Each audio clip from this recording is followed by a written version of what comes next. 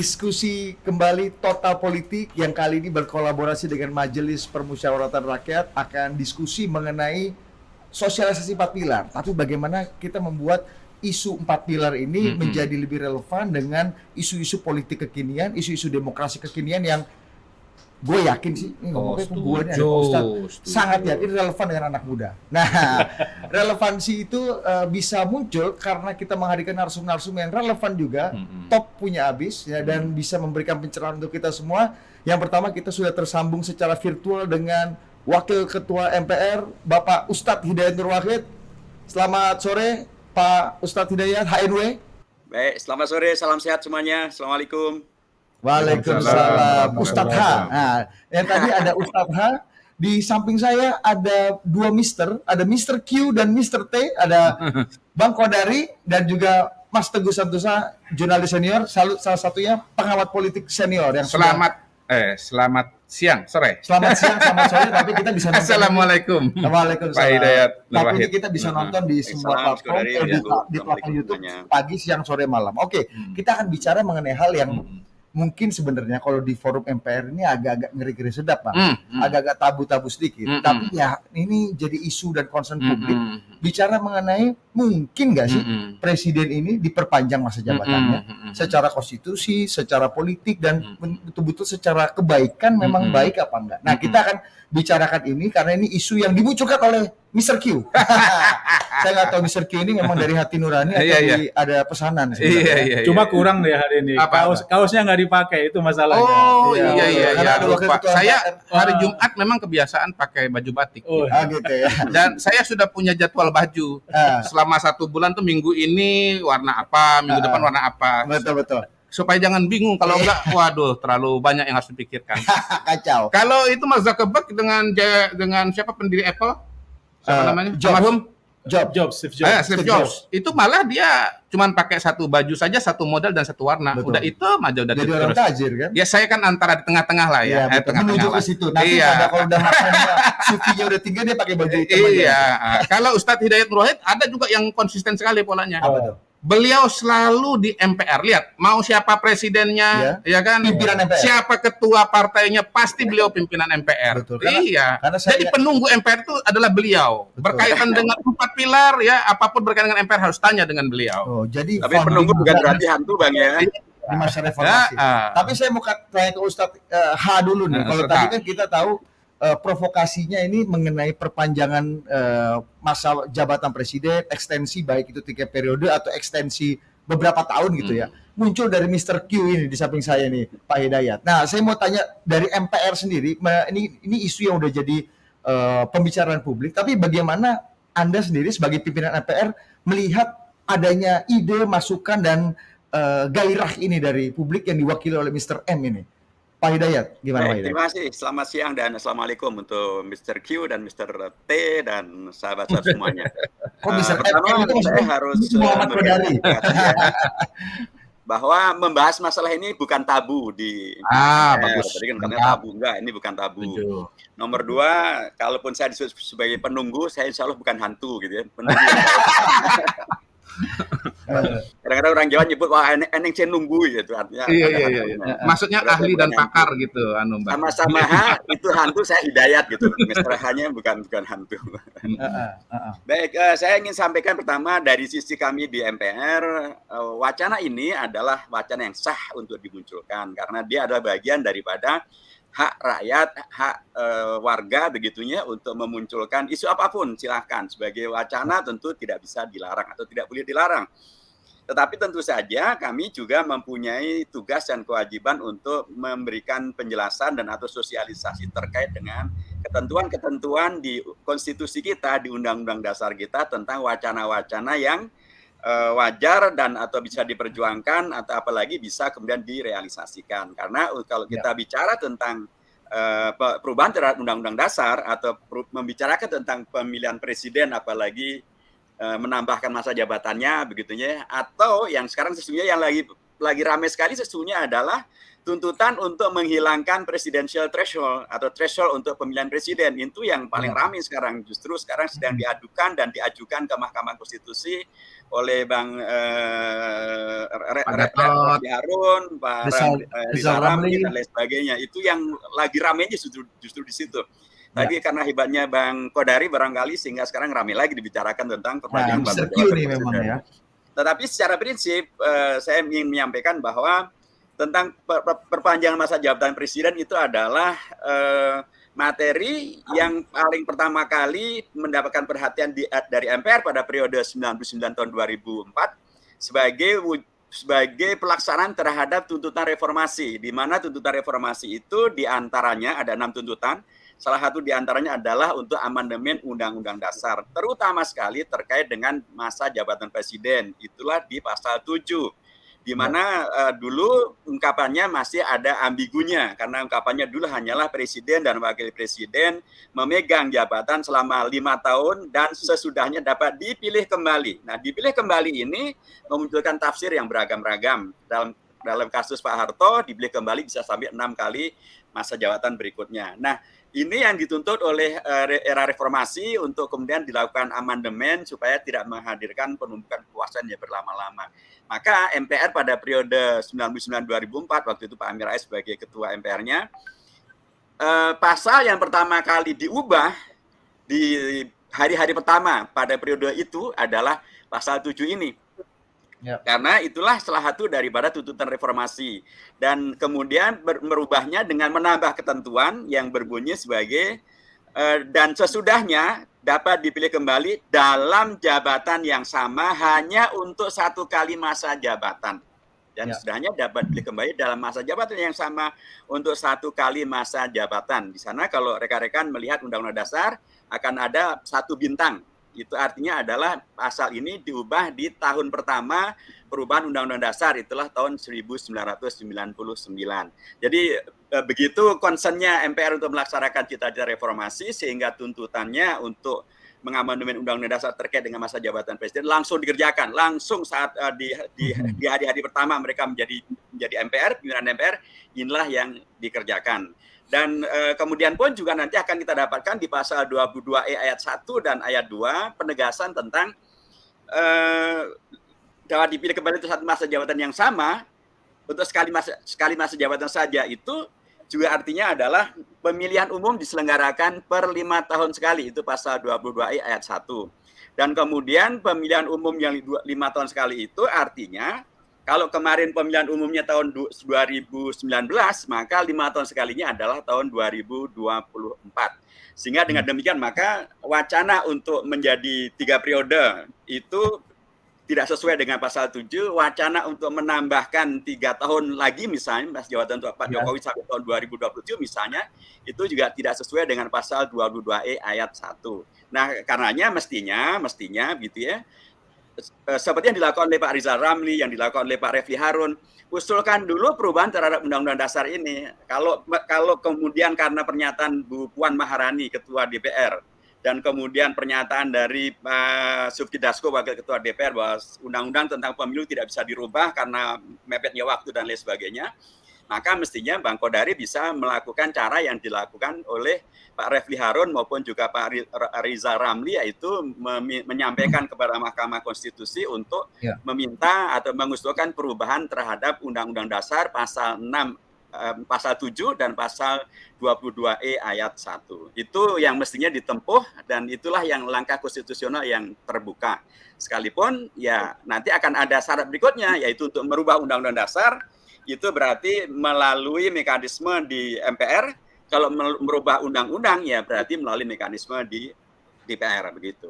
Oke, Ustadz H, karena Ustadz H tidak bisa waktunya terbatas, jadi saya mau kasih ke beliau dulu sebelum nanti kita mendengarkan dari Mr. Q nih apa alasan utamanya beliau mengusulkan ide ini. Tapi Ustadz H, apakah kalau waktu Anda mengatakan ketika awal reformasi tahun 99 salah satu hal yang paling pertama dilakukan amandemennya adalah pembatasan masa jabatan tadi kan. Itu yang langsung dieksekusi oleh MPR pada zaman itu. Tapi kan ini sudah lebih dari 20 tahun kita reformasi, mungkin kondisi politiknya sudah berubah, demokrasinya sudah berubah, dan tuntutan zamannya sudah berubah. Anda melihat seberapa relevan sih untuk isu ini mungkin bisa di-adjust atau bisa bicarakan kembali? Kalau menurut Ustadz Hal sendiri gimana? Ya, kalau ukurannya adalah MPR ya, kalau ukurannya adalah MPR, maka hampir nggak ada tuh anggota MPR atau pimpinan MPR yang bicarakan masalah ini. Jadi berarti relevansinya sangat rendah. Kalau ukurannya adalah survei, maka hampir seluruh lembaga survei menyatakan bahwa mereka tidak setuju perpanjangan masa jabatan presiden sampai 3 kali. Jadi kalau ukurannya konkret politik di MPR, tidak ada satupun, baik itu PDIP pun tidak pernah bicarakan hal ini gitu. Dan berkali-kali wakil ketua di MPR dari PDIP Pak Ahmad Basarah menyatakan bahwa bagi PDIP, dan itu juga disampaikan oleh sekjen PDIP sekjen PDIP bahwa Mas Hasto Kristianto gitu ya, bahwa bagi PDIP 2 masa jabatan itu sudah cukup, sudah benar, tegak lurus dengan konstitusi, dan bisa Anda bayangkan kalau PDIP sudah menyatakan demikian, dan yang lain-lain juga memang tidak ada satupun ya, baik partai politik maupun anggota MPR, termasuk juga anggota DPD yang mengusulkan hal ini. Anggota DPD atau pimpinan DPD yang mereka usulkan lagi-lagi adalah perubahan presidential threshold dari 20% jadi 0%. Jadi itulah yang ada di MPR ya. Kalau di MPR sekali lagi ini tidak ada yang bicarakan, berarti tidak ada urgensinya. Dan di tingkat publik kalau ukurannya adalah survei, maka hampir seluruh lembaga survei menyampaikan bahwa mayoritasnya tidak menghendaki perpanjangan masa jabatan presiden. Baik, nah sebelum ke Mr. Q lagi, Mas Mr. Q ya. Ustadz Ha, apa nih pertanyaan terakhir untuk Anda? Apa konsekuensi politik dan demokrasi dan konstitusional tentang atau akibat dari kalau misalnya 3 periode ini betul-betul bisa terjadi atau bergulir dan menjadi kenyataan? Apa konsekuensi politik, demokrasi, dan konstitusinya? Konsekuensi itu akan harus juga kita ukur secara rasionalitas konstitusi ya. Kalau tidak ada yang mengusulkan, kita ngapain juga bicara tentang konsekuensi, gitu kan? Yang mengusulkan aja tidak ada satupun, tidak ada yang mengusulkan. Padahal untuk mengusulkan perubahan itu ada aturannya di pasal 37 itu jelas. Yang mengusulkan adalah anggota MPR. Mohon maaf, yang mengusulkan bukan Mas Kodari, juga bukan Mas Teguh gitu ya. Yang mengusulkan adalah anggota MPR. Jumlahnya bukan hanya 1, jumlahnya adalah sekurang-kurangnya sepertiga anggota MPR. Berapa itu? 237. Banyak orang mengatakan sekarang kan pendukung Pak Jokowi adalah hampir seluruh partai di DPR MPR. Itu peta sekarang. Peta tahun 2024 beda lagi. Sekarang semua sudah ngelus calon presidennya sendiri-sendiri. PDIP sudah punya calon presidennya, Golkar punya calon presidennya, Gerindra punya calon presidennya, PKB punya calon, PAN punya calon presiden. Jadi mereka sudah memikirkan untuk bagaimana jagonya atau babonnya gitu ya. Karena ada yang perempuan, jadi kalau perempuan kan nggak bisa kita bilang jago kan, kalau perempuan ya babon. Kalau kemudian calon presiden dari masing-masing partai, baik laki-laki maupun perempuan, seluruh partai sudah ngelus-elus ya, sudah mengajukan. Kalau begitu maka ya korelatiflah dengan apa yang terjadi di MPR. Tidak ada satupun partai yang mengusulkan perubahan pasal 7. Karena masing-masing partai sudah mempunyai calon presiden atau calon wakil presiden dan sudah memikirkan tentang bagaimana 2024 nanti akan dikerjakan. Dan itu lihat di DPR juga, Mas. Di DPR lagi-lagi sudah disepakati untuk pemilu tetap tahun 2024. Itu artinya tidak ada perpanjangan tahun masa jabatan presiden. Dan nomor 2 disepakati bahwa undang-undang tentang pemilu tidak berubah dari tahun 2017. Itu artinya adalah Pilpres akan diselenggarakan tahun 2024 dengan presidensial threshold 20%. Itu yang disepakati, sekalipun PKS menolak tentang presidensial threshold 20%. Baik. Kalau sinyal dari anggota parlemen sendiri tidak ada, kalau kata Ustadz Ha tadi, dari Merdeka Utara kira-kira sempat dibicarakan nggak? Atau ada sinyal-sinyal khusus gitu nggak Ustadz Ha? Kira-kira soal isu ini. Mereka bukan hanya memberikan sinyal, pernyataan tegas dari Pak Jokowi berkali-kali disampaikan dan diulangi berkali-kali juga sama Mas Fadjilur Rahman yang sekarang menjadi duta besar. Mungkin gara-gara beliau berani menyampaikan pernyataan Pak Presiden inilah karenanya beliau diberikan reward menjadi duta besar gitu ya. Bahwa Pak Jokowi menegaskan bahwa tegak lurus dengan konstitusi, tidak pernah menginginkan perpanjangan masa jabatan presiden, 2 kali itulah amanat konstitusi. Dan bahkan kan beliau mengatakan itu, mohon maaf Pak Kodari pasti masih ingat. Kata Pak Jokowi yang mengusulkan tiga periode itu adalah 3 kemungkinan. 1 cari muka, 2 menampar wajah beliau, nomor 3 adalah menjerumuskan. Tapi Pak di lapangan, waktu Pak Jokowi itu kunjungan ke daerah, misalnya di NTT, begitu ada yang teriak, Pak 3 periode Pak, itu Pak Jokowinya berhenti. Lalu kemudian dipanggil, lalu dikasih jaket. Menurut saya sih ya karena ini orang Jawa ya jangan langsung bicara yang harfiah lah, gitu loh ya. Yang keluar dari mulut. Kalau memang nggak setuju, apa mungkin dipanggil lalu dikasih jaket? Justru Ya boleh dong tafsir yang lain ya. Yang lain boleh kan, gitu. Kalau Anda orang Jawa, Anda paham. Saya orang Jawa, Mas. Iya Pak, saya sebaliknya mengatakan begini, Pak Fajrul itu ditaruh jadi duta besar supaya jangan ngomong lagi, Pak. Ya, kalau Bapak bilang tadi itu, saya bilang jangan ngomong lagi. Iya. Justru dikasih ke sana karena beliau aktivis 98 supaya jangan mengalami konflik gitu. Ya itu namanya tafsir jalan lain daripada Pak Kodari. Iya, iyalah. Tapi yang jelas kalau saya orang Jawa ya, saya orang Jawa. Pak Jokowi orang Solo, saya orang Prambanan. Iya.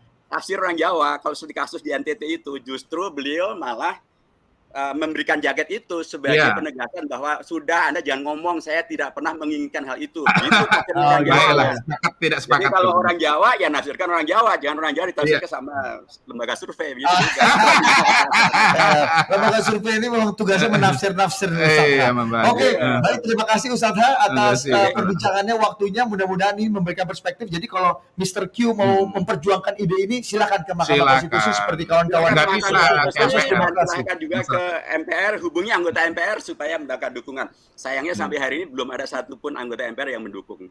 Nah, kita tanya Mr. Q ini, apakah sebenarnya ide ini idenya Mr. Q aja atau sebenarnya banyak juga sebenarnya di dalam banyak, lebih gede dari PKS. Ustadz Ha, terima kasih banyak. 5 kali lipat dari PKS. Oke, terima kasih Ustadz Ha atas waktunya. Nah, saya mau ke Mr. Q. Mr. Q ini tadi kita sudah mendengarkan secara konstitusi dan macam-macam. Ide ini gimana, Mr. Q? Sengaja saya jawab terakhir tadi supaya ada ramenya kan begitu. Karena dari tadi Pak Henry ngomong terus kan datar lah, nggak menarik gitu. Tapi kan saya menghormati, kasih waktu kepada beliau. Kalau nanti saya jawab kan nggak selesai nanti beliau kan begitu kan. Kapan ngomongnya nanti beliau ngomong gitu. Gimana Mr. Q? Ide ini tadi kalau kita lihat dukungan di parlemen nggak ada, di survei juga nggak ada. Ini Mr. Q melihatnya seperti apa? Pertama kan begini, kalau saya kan tentu melihat situasi dan kondisi. Nah, situasi dan kondisi ini Bang Teguh, kalau beda orang ya beda analisa juga gitu.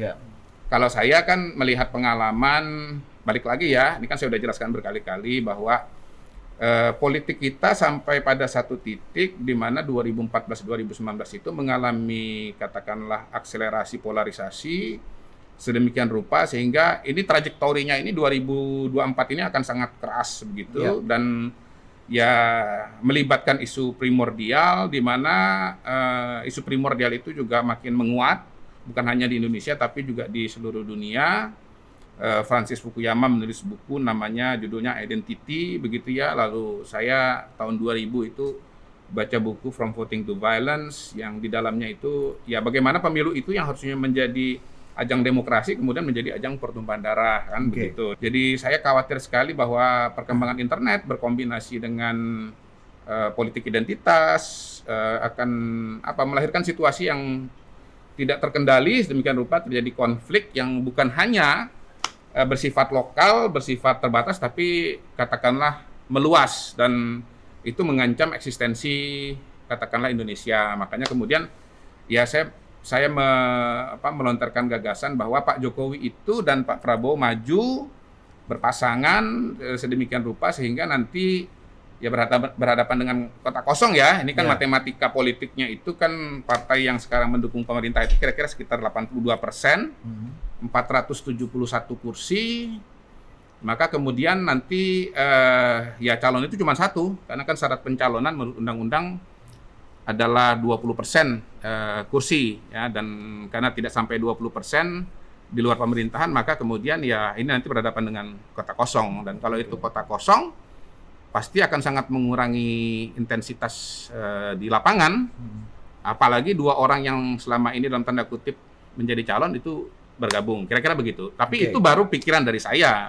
Nah, teman-teman yang lain atau orang-orang lain kan punya berbagai macam ide dan gagasan ya tentang misalnya kenapa Pak Jokowi perlu dikasih kesempatan untuk periode ketiga begitu.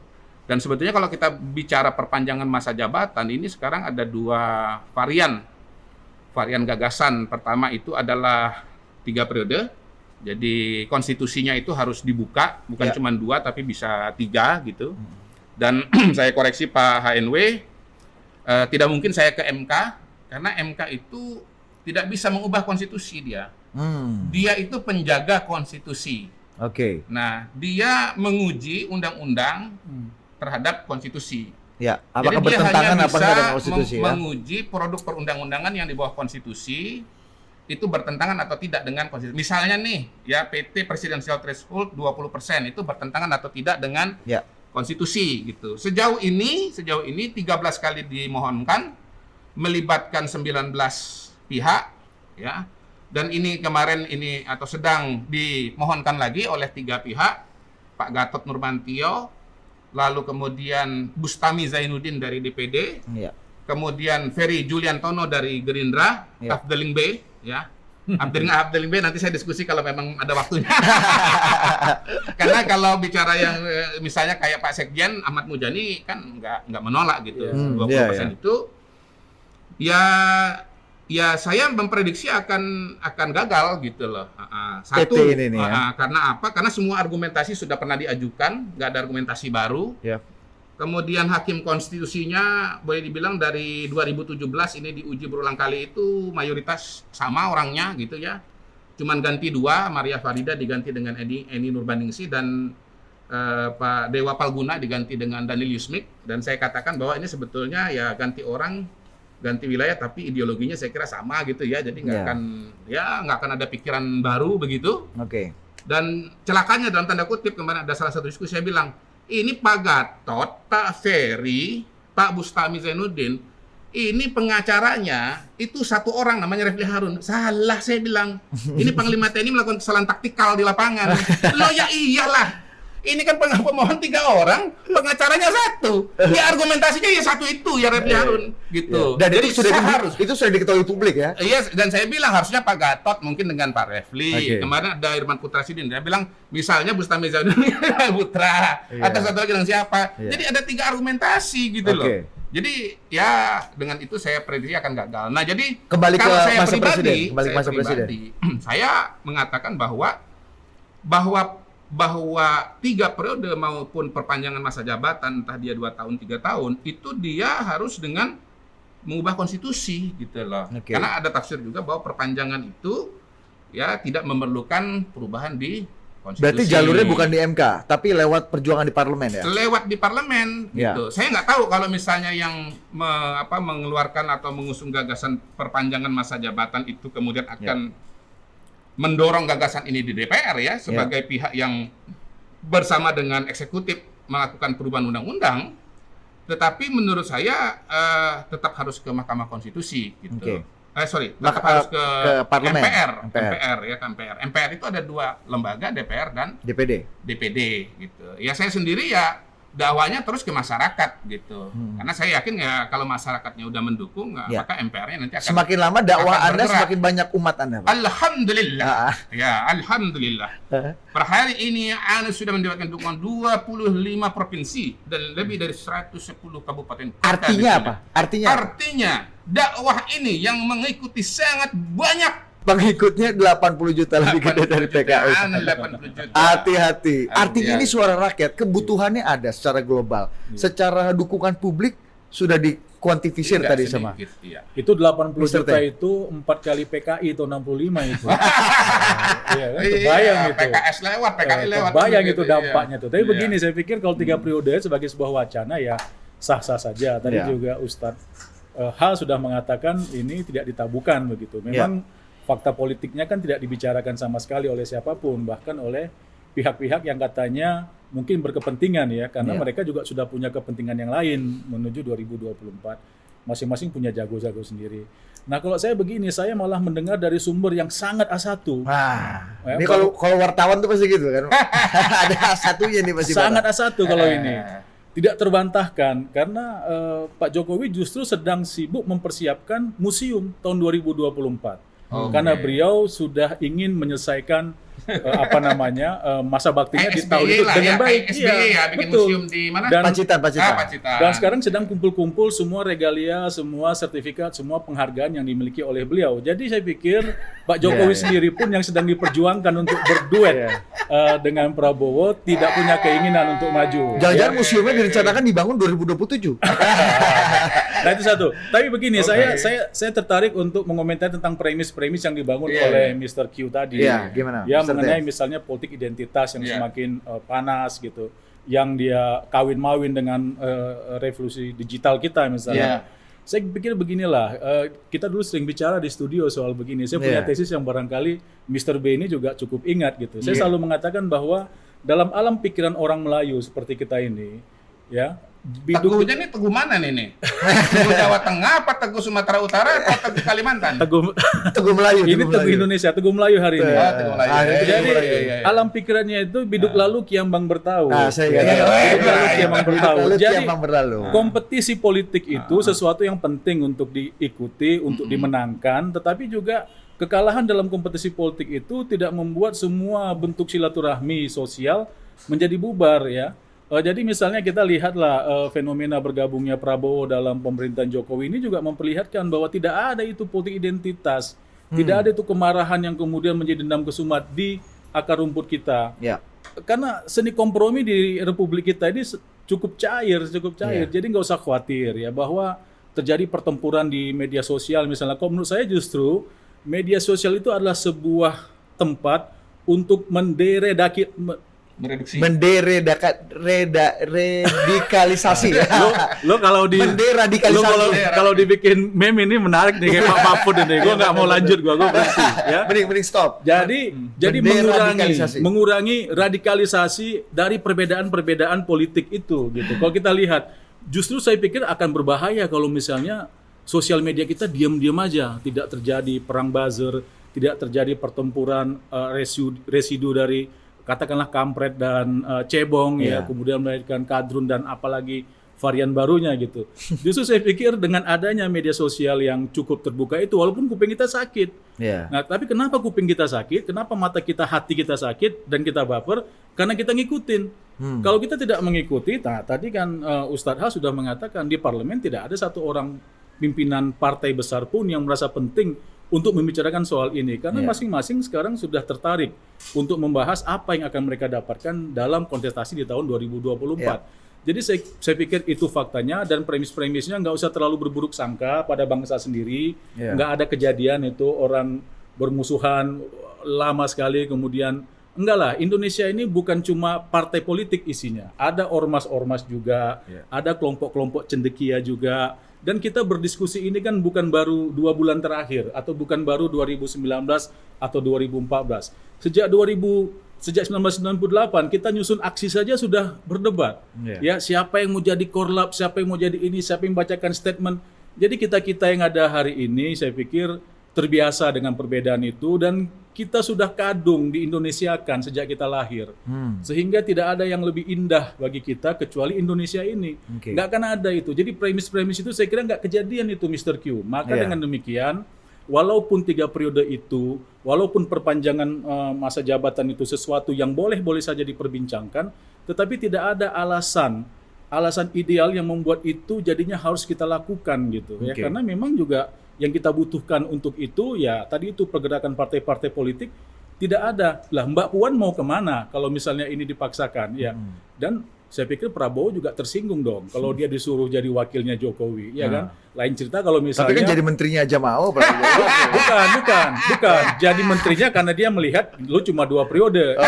Tapi barangkali kalau mau diganti posisinya ya Prabowo Jokowi. Nah barangkali itu tidak masalah. Meskipun secara konstitusi juga nggak boleh kan? Nah, tidak ada masalah. Harus ada amandemen lagi. Kalau itu tidak masalah. Kalau Prabowo Jokowi nggak ada masalah. Ya. Yang masalah itu kan Jokowi. Tapi kalau Jokowi Prabowo jadi wakil presiden nggak masalah. Jokowi nggak ada masalah. Nah ini boleh dipikirkan tadi oleh. Nggak masalah secara konstitusi. Tapi Bu Mega yang nggak mau. Karena nanti yang juara Gerindra. Emang yang ini mau. Tapi ini tadi kalau menggunakan. Kan saya mengatakan kalau dengan begini skenario realnya PDI nomor 1 lagi. Nah, kalau misalnya mau begitu, Prabowo Jokowi, Prabowo RI1, Jokowi RI2, nah itu boleh dicoba. Nah, tapi nanti bayangan saya, pengusung paket ini adalah Gerindra Afdeling A gitu, kan gitu. Karena PDIP-nya pasti akan sibuk dengan komposisi yang lain. Feeling saya. Nanti kita bicara matematikanya, tapi kita bicara prinsipil tadi. Politik identitas yang membelah, kita perlu adanya persatuan. Ini sudah nyaman, harus dilanjutkan lagi supaya tidak lagi terpolarisasi dengan cebong kampret. Nah, itu Mr. T gimana? Nanti sebelum nanti dijawab lagi oleh Mr. Q. Enggak, saya tidak, itu terjadi. Itu hal prinsipil yang tadi Mr. Q katakan. Diskusi itu terjadi, tapi itu sesuatu yang dia hanya ada di pucuk-pucuk saja. Dan dia rame karena ya diseminasinya. Coba, berapa banyak orang yang betul-betul terlibat di situ? Industri enggak itu? Itu kan industri juga. Berapa banyak orang yang mau menggunakan identitas aslinya di balik akun-akun Twitter mereka itu? Nggak terjadi. Jadi mau saya tidak substansial. Jadi fata morgana saja ya, keributan saya yang begitu, ada di... Coba namanya berubah. Kita kan lihat itu industri. Itu orang-orang yang digerakkan, itu mesin yang digerakkan, mungkin 1 orang adminnya. Ya, dan kakak pembinanya kan yang menggerakkan itu. Dan kakak pembinanya banyak. Begitu jadi kakak tidak tunggal ya. Begitu kakak pembina 1 dan kakak pembina 2 berkompromi untuk yang lain, bubar barisan, isunya belok lagi. Jadi maksud saya, ya tadi istilahnya ilusi ya. Ya halusinasi juga itu. Mr. Q, gimana Mr. Q? Ya gampang aja bahwa ini kan pemikiran, premis, trajektori, kalau orang berbeda itu kan ya biasa. Ya mungkin pendekatan saya konservatif begitu ya. Misalnya kayak ya geser dikit ya. Kayak soal PPKM 3 dicabut dari Nataru ini ya saya nggak setuju. Saya terbuka menyatakan di media nggak setuju gitu. Karena pendekatan saya ya pertama kan gini, pemerintah bilang kan Omikron belum ada. Ya saya bilang nggak ketemu aja kali di dalam.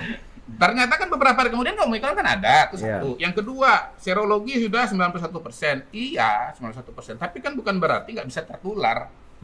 Kalau kasusnya melonjak, walaupun ringan, repot juga gitu. Ya, yang ketiga, ya apa sih salahnya, apa sih masalahnya kalau misalnya PPKM 1 minggu gitu ya, atau 10 hari. Berapa sih kerugian ekonomi yang itu pun ya istilahnya kan loss of opportunity gitu ya, potensial loss-nya itu berapa? Ya berapa? 5 triliun, 6 triliun. Ya nanti kalau misalnya terjadi kasus melonjak kan selain repot ada yang meninggal lalu keluar duit 3 triliunan. Kira-kira saya begitulah, lebih baik mencegah sesuatu yang berbahaya itu terjadi daripada mudaratnya bagi politik kita, mudaratnya bagi demokrasi kita apa? Terus saya lanjutin lagi boleh. Lanjutin lagi. Jadi pertama, menurut saya sih gini, kita nggak bisa lihat hanya di permukaan ya atau di atas, tapi justru yang di bawah gitu. Pak Teguh ini kan temannya kan di atas semua sudah. Dia nggak lihat di bawah tuh kelahi kan. Misalnya waktu Ahok ya, itu ada nenek meninggal, jangan disolatkan, itu jangan dianggap enteng. Jangan dianggap enteng. Itu wajah masyarakat kita. Iya. Wajah polarisasi di bawah. Di grup WA. Bukan di Twitter saya gitu cerita ya. aja, saya cerita aja dulu. Ya, nanti bisa dibantah.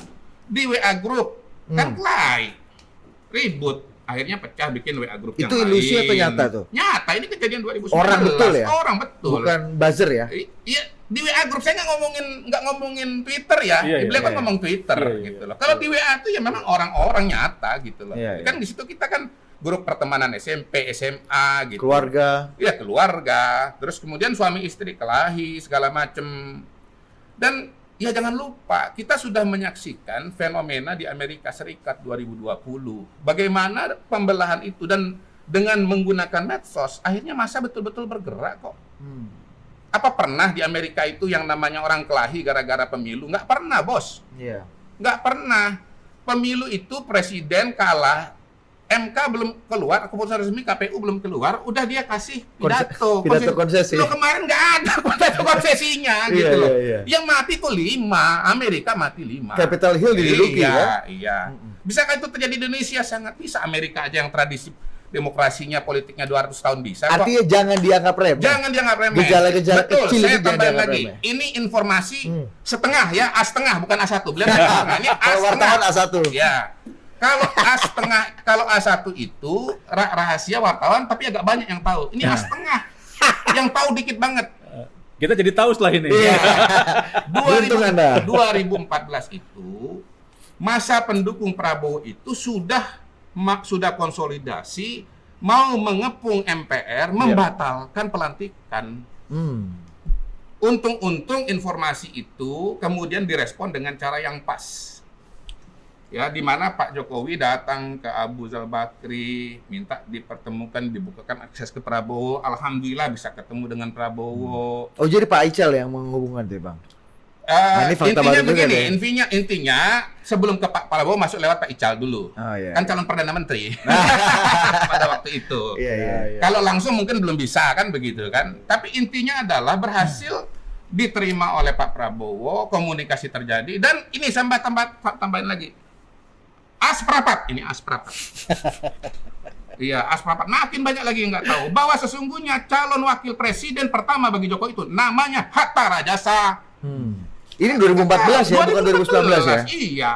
Oke. Tapi karena nggak jadi, akhirnya Pak Hatta kepada Prabowo. Nah, Oke. Pak Hatta punya hubungan yang baik dengan Pak Jokowi, dengan Ibu Mega, dan yang lain-lain. Sehingga Pak Hatta nggak ikut-ikutan ngomporin. Oke. Bahkan ikut menenangkan, ikut menurunkan Artinya tensi. dengan konteks hari Hal ini semacam apa? itu belum tentu terjadi lagi nanti di 2024. Kita ini masih beruntung bahwa ya nasib ya waktu masih berpihak kepada kita. Oke. Apa iya nanti calon yang akan datang itu seperti Pak Jokowi? Iya. Ada kedekatan seperti Pak Hatta gitu loh. Dan jangan main-main sama ketersinggungan. Emang yang kejadian di Ambon itu, Kelahi itu, yang orang berdarah-darah itu gara-gara apa sih? Bukannya elit-elit ini Loh, Bu. akrab kompromi? Loh iya, tapi yang Kelahi di Ambon itu elit apa masyarakat? Masyarakat di bawah, Bos, di terminal, Bos. Oke. Ketersinggungan Baik. di terminal itu bukan tidak mungkin terjadi nanti di media sosial yang kemudian bertransformasi menjadi perkelahian di lapangan. Oke, Itu Mr. T, sih. ini gejala-gejala awal yang sudah kasat mata, bukan cuma kita lihat di Twitter ini orang. Kalau sudah jadi Surya mau ngomong apa lu? Wah, gitu buru-buru podcast. Surya, jadi hampir bisa jadi Surya kita Ya, barang ini. Afghanistan juga boleh. Ah. 27 kali ganti bendera. Gimana Mr. T? Ya kalau Danger sini barang. tadi cerita yang setengah seperempat tadi itu justru mengkonfirmasi ya bahwa terlalu banyak kakak pembina ya dalam akar konflik di tengah masyarakat kita. Yang saya buka kakak pembina ini jadinya ya termasuk orang-orang itu semua, elit-elit itu. Sehingga arah perdebatan publik ini ya memang tergantung pada kompromi di tingkat elit. Oke. Ini bukan persoalan saya tidak mau melihat ke bawah. Ya. Saya juga lihat lah di WhatsApp keluarga apa segala macam terjadi itu. Nah, tetapi biasanya ada yang keluar grup itu bukan karena ansih itu saja, bukan karena mereka waktu SMA mungkin pernah rebutan cewek lah, pernah kasus lain lah. Nah, jadi dia cuma triggering doang, nggak substansial. Jadi wah dulu ini gitu-gitu. Jadi Kalau bukan WhatsApp keluarga, lah kalau persoalan gitu kan. kalau persoalan begini. Nah, ini kita duduk bersebelah-sebelahan nggak ada masalah. Dengan Om B, ya kan nggak ada masalah kita Betul, semua. betul. Tapi kalau dicek sebetulnya kan barangkali pilihan-pilihan politik berbeda semua kan gitu. Iya. Dulu dan sekarang dan mungkin juga nanti. Iya. Tapi bagi orang Indonesia terlalu banyak warung kopi, ya Iya. kan, terlalu banyak pohon rindang tempat orang nongkrong di bawah. Tukang parkir di depan tuh, coba lu cek apa pilihan politik mereka. Mungkin beda. Bunuh-bunuhan nggak itu? Kagak ada. Yang ada mobil masuk, lu tahan di sini, gua tahan di situ. Beres dia gitu Dan loh. pasca bergabungnya Prabowo dan Jokowi Dan itu sebetulnya menurut Anda sebentar. mengurangi? Sebetulnya urusan Prabowo masuk ke dalam kabinet Jokowi itu juga bukan sesuatu yang istimewa. Ya. Tanpa mereka pun itulah alam kita. Coba, itulah alam kita. Zaman Orde Baru pun itulah alam kita. Berapa banyak keluarga pegawai negeri yang diwajibkan untuk mendukung Golkar misalnya, sebetulnya di balik pintu dia tidak mendukung Golkar. Dan berapa banyak tetangga mereka yang punya kaitan dengan keluarga PKI misalnya, tidak juga mendukung Golkar tetapi tidak terjadi perkelahian gitu loh.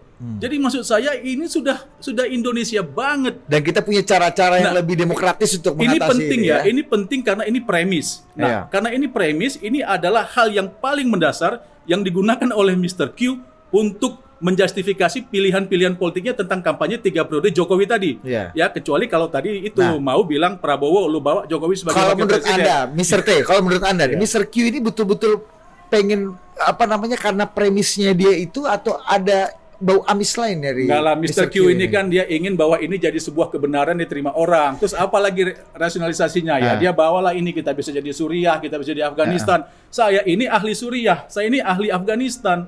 Itu kondisinya berbeda banget. Tapi kita di sini kan tidak untuk bicara soal itu gitu loh. Jadi ya sudahlah, soal negara lain gonta-ganti bendera sekian kali itu nggak ada kaitannya sama kita gitu loh. Jadi maksud saya ini kan soal premis. kalau premisnya ini berhasil disadarkan, maka Ya. kampanye itu juga akan berhenti. Puluhan juta, ada 25 provinsi Mr. Q ya yang punya dukungan dari masyarakat real di bawah. Nah, itu Anda lihat artinya kan kesadaran yang dibangun oleh Mr. Q ini juga menjadi kesadaran publik at least Yang 10, 20, 30 juta orang. Nggak usah 80 juta, nggak Iya. usah lah. 100.000 orang aja kasih lihat, atau 1.000 orang aja kasih lihat manusianya. Ah. One ID, one address. Nggak ada. Ya kan, kok cuma ngomong-ngomong, semua orang kan bisa Enggak, bilang, bukan saya yang Mr. B ngomong. ini Ini dia kan punya. survei. Iya. Mr. Q gimana? Survei, kan teman-teman yang survei, bukan saya yang survei. Ada survei betul barang ini. Ada, itu indikator segala macam ya, SMRC itu kan teman-teman yang survei bertanya kepada mereka. Ya namanya survei kan nggak bisa 100.000 enggak, respondennya 1.200 kok. Tapi 1.200 ini Tapi mewakili. secara metodologi menggambarkan yang 200 juta. Kan begitu, Oke. itu kan udah terbukti berulang kali. Kalau beliau nggak percaya bukan salah saya lagi. Artinya Itu kembali ke hal pengetahuan. prinsipil survei ya. Iya.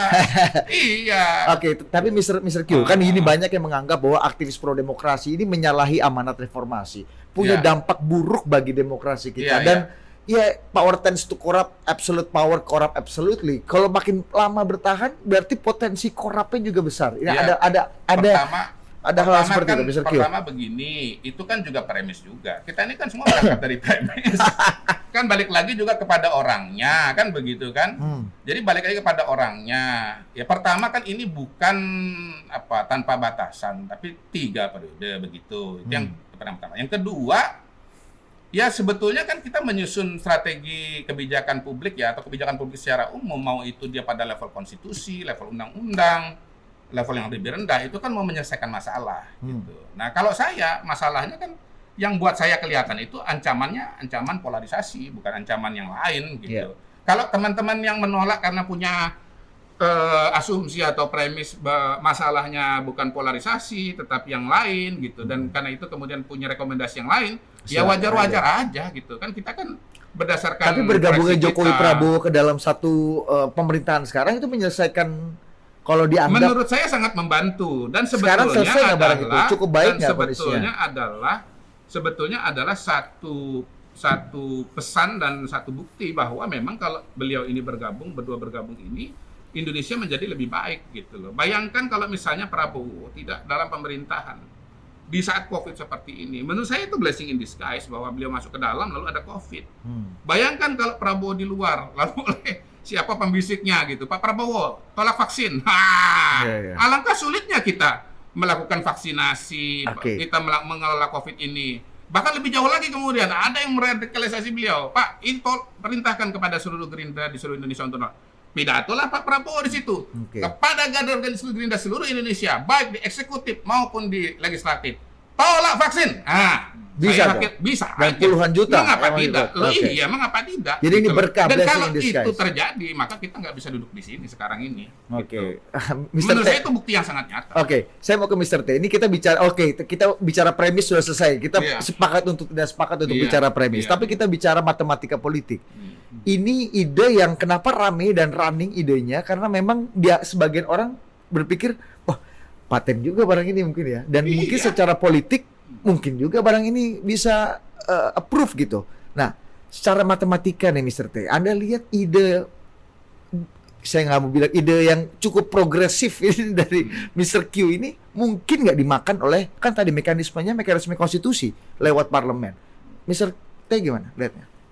Apa tuh? Apa yang mau dilihat? Seberapa mungkin, ya premis bisa bisa masing-masing. Seberapa mungkin ide radikal dari Mr. Q ini bisa apply dalam politik kita, bisa jalan dengan kekuatan parlemen dan dukungan parlemen dengan komposisi saat ini? Nggak, kita lihatlah ya, kemarin itu kubu PMP, Puan Maharani Presiden sudah declare.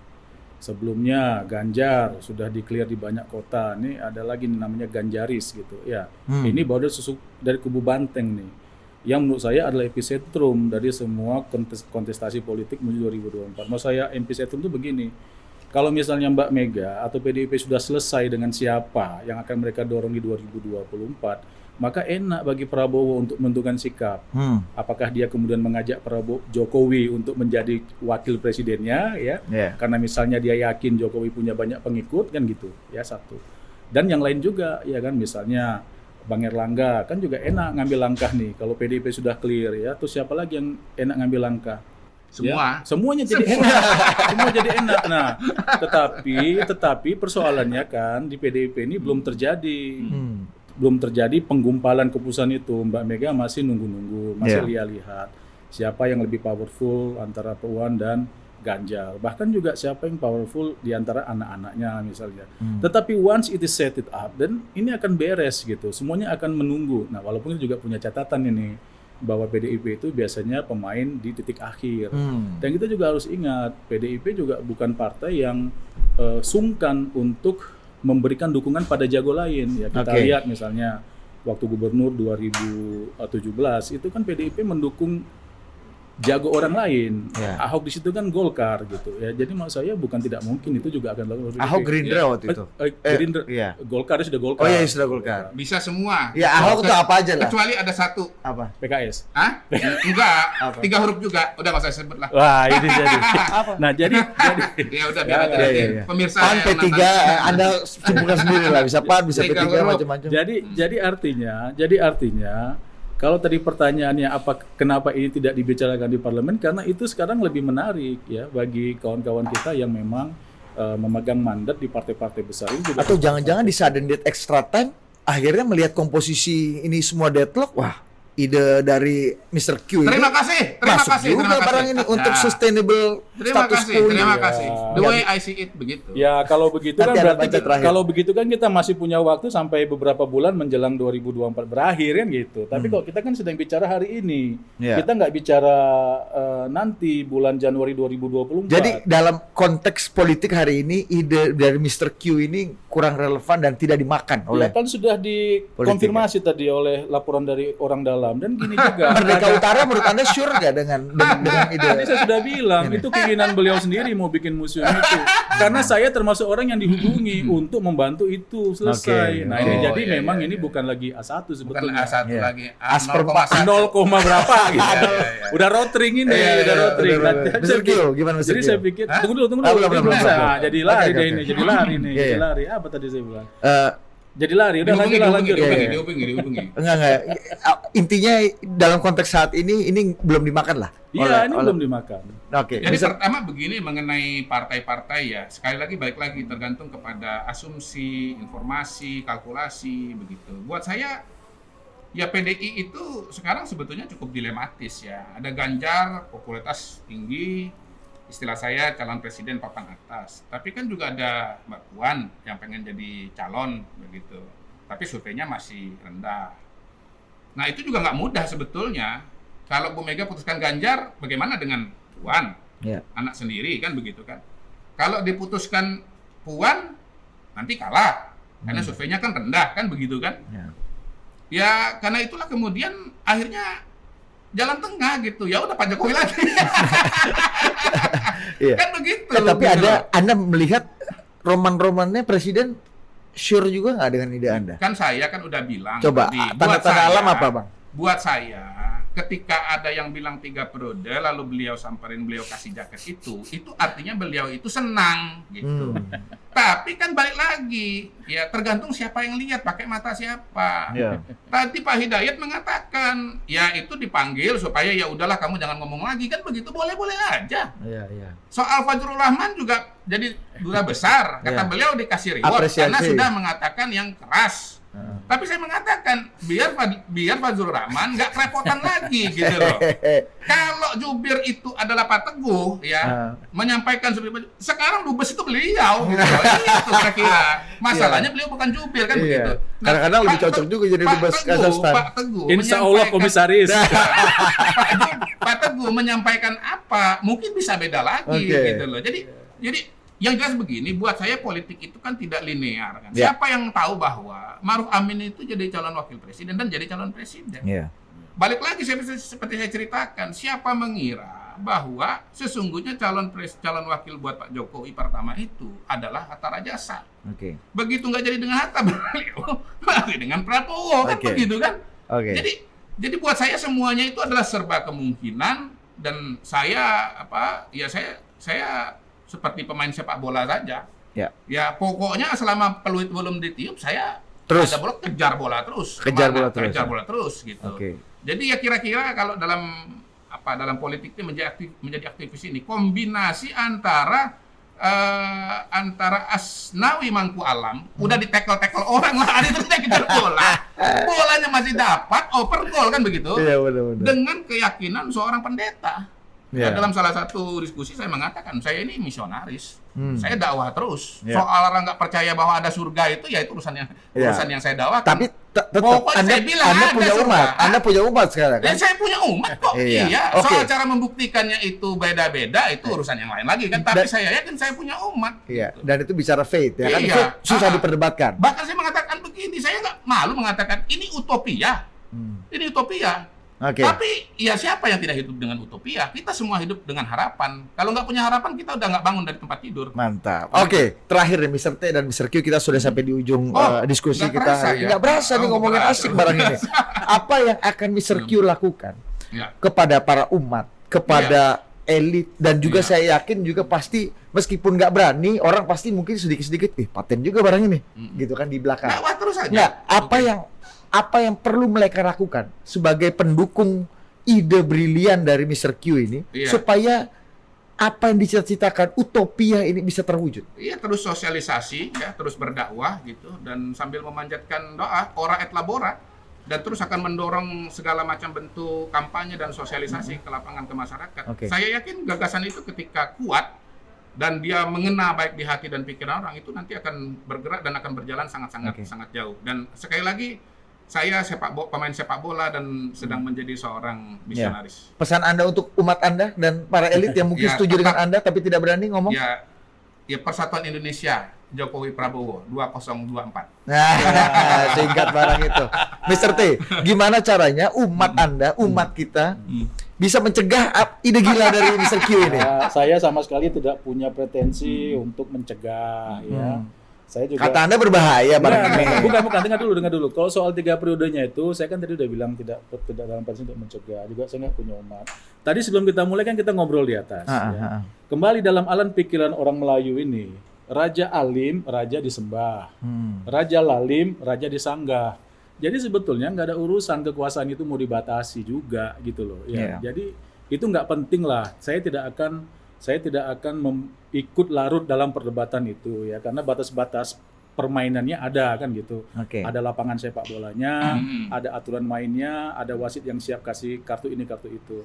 Nah, yang terus terang ketika ide ini muncul, kita di ruang redaksi menyaksikan Mr. Q menggunakan kaos yang tadi saya tanya, tapi ternyata ini bukan hari kaos itu. Yeah. Yang saya soroti itu adalah premisnya. Karena premisnya ini barangkali kalau kita bicarakan bertiga di sini, disaksikan teman-teman, atau kita bicarakan di warung kopi di atas atau dimanapun, itu barangkali kita bisa nangkap ya key message-nya itu, pesan-pesan pentingnya. Dan tadi saya juga paham lah. Nah, tapi kalau misalnya wacana, narasi, ya keterbelahan yang kemudian merengsek menjadi konflik yang mematikan dan seterusnya, apalagi ada visualisasi yang sudah sama-sama disaksikan orang, itu dibawa ke tengah diskusi kita. Nah, menurut saya Mr. Q, Mr. B, ini bahaya. Nanti orang yang nggak ngerti urusan merasa, oh kalau begitu itulah jalan yang harus terjadi. Nah, ini yang menurut saya harus dari sekarang, kalau saya diajak untuk ditanya tadi apa yang mau saya lakukan, ya itu saja, bahwa situasinya nggak sama. Kita ini bukan Suriah, ya. Kita ini bukan Afghanistan. Kita ini bukan Libya, ya. Mohon maaf, saya kan, ya gitulah ya. Jadi mau saya ini bisa ahli hubungan internasional bicarakan gitu ya. Jadi ya oke-oke aja. Saya sih mengapresiasi semua usulan, semua gagasan. Selagi itu diperjuangkan di ruang publik, mengikuti dengan aturan-aturan main, menghormati perbedaan pandangan dan seterusnya. Saya respect dengan keberanian Mr. Q ini, teman bukan teman baru bulan lalu. Benar. Ini teman lama. Barang ini sudah teruji dan sudah terbukti. Oke, baik, terima kasih Mr. T, terima kasih Mr. Q. Kita lihat dan mantap, senangnya ini Total Politik bekerja sama dengan MPR mengangkat isu-isu yang rasanya kok nggak mungkin ini dibicarakan di level-level. Ini terobosan. Dan kita bicarakan hal-hal yang tabu itu difasilitasi oleh MPR. Pantesan hostnya berbobot bener. Nah, paten barang ini. Jadi MPR yang bukan ini, host satunya yang berbobot. Dia bobotnya memang besar, charming dan berbobot. Oke, terima kasih Mr. T dan Mr. Q. Sampai jumpa di dialog sosialisasi 4 pilar dengan Total Politik bekerja sama dengan Majelis Permusyawaratan Rakyat. See you.